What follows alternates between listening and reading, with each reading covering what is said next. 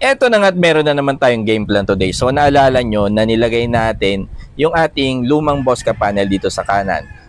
Yung JR Solar natin lang yung nakalagay sa solar charge controller ngayon. Samantalang ito naman is hindi pa. So yung game plan natin ngayon is ilalagay natin siya sa solar charge controller.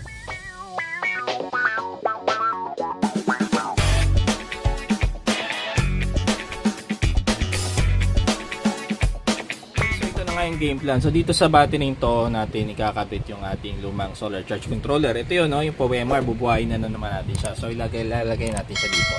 So yung panel niyan, ito yan, no? Naka-off ngayon eh. Ito, yun yung panel dun sa labas na dalawang Bosca. So iruruta natin siya. Ngayon walang ruta yan, no? So iruruta natin siya pababa hanggang dito. So hanapin natin ang pwesto itong ating PowerMR solar charge controller, no? So ito ang mga kailangan pala natin. So yung PowerMR natin, hanapan natin kung paano natin may lalagay dyan. And then kailangan natin ng wire, no? So bumili tayo ng dalawang wire dito. And then kailangan din natin ng single type na circuit breaker. So yan lang ang kailanganin natin. Madali lang yung ating setup, no? So ilalagay lang natin siya dito.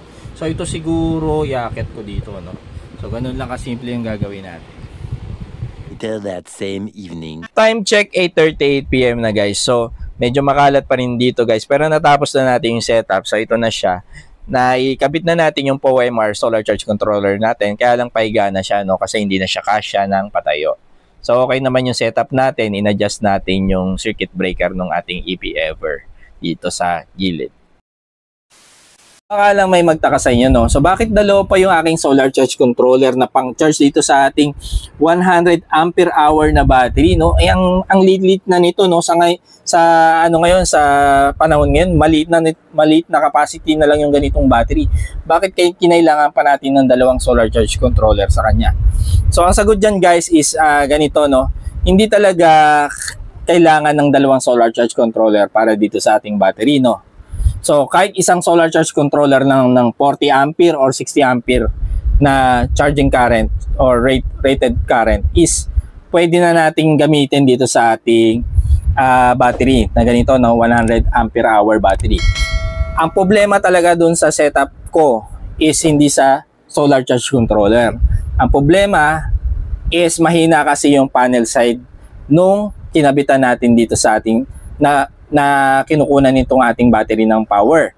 Ang panel side niya yung Bosca natin na lumang panel na tig 120 watts, dalawa yon. So, pag pinagsama mo yon 240 watts lang.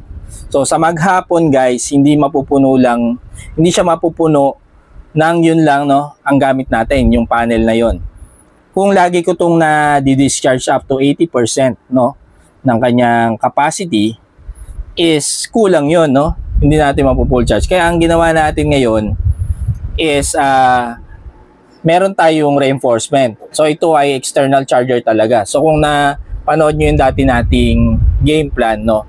Dati, charge ko itong battery na to, tinutulungan siya mag-charge gamit yung external charger na Facture.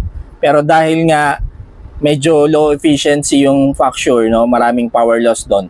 Kaya nagkaroon ako ng idea na gumamit ng MPPT charger para tumulong na mag-charge dito sa ating LB Topsun para wala tayong problema sa pag-full charge sa kanya kahit mahina yung solar panel side niya. The next day. Okay, so ito tirik na tirik yung araw sa labas guys. So makita nyo dyan, bilad na bilad naman yung dalawang solar panel na maliit. Ito yung ating Bosca 120 watts, no? Tig 120 watts yung panel na yan, yung maliit na yan.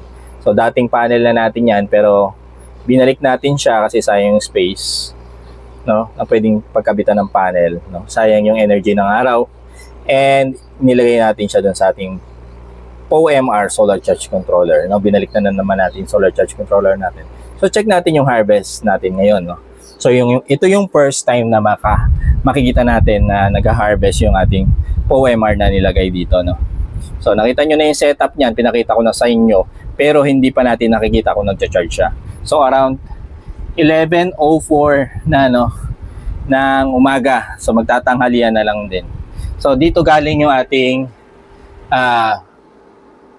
PB terminal, no. sa ating circuit breaker dito. Then down to dun sa ating POMR. And pumasok dito sa ating terminal ng PB. And ito yung battery terminal, no? Ito yung positive. Dumaan ng single pole type circuit breaker bago nilagay natin dito sa ating battery connector. And then yung negative is diretso lang siya dun sa ating negative terminal. Ngayon, makikita na natin ngayon kung nag-charge siya. So check natin, no? 4.0 is MPPT mode. And nag-charge naman siya based dun sa animation ng ating screen. And then, makita natin dito, 166 watts na power ang galing sa solar panel. And ang charging current sa battery is around 12.2 ampere, no? So, working na yung ating POMR na naman. So, bali ngayon sa setup natin is dalawa ng solar charge controller yung magcha-charge dun sa ating 100 ampere hour na 12 volts battery. So, si POMR, which is siya yung primary charger niya, at ito namang si EP-Ever, siya yung secondary charger niya kasi nakabase lang naman tong pagcha-charge nitong EP-Ever kung magpo-full charge yung 24 volts battery natin, no. So ayos na ayos to, guys, no. So sure na mapo-full charge natin yung ating 12 volts 100 ampere hour sa tulong nitong dalawang charge controller na to.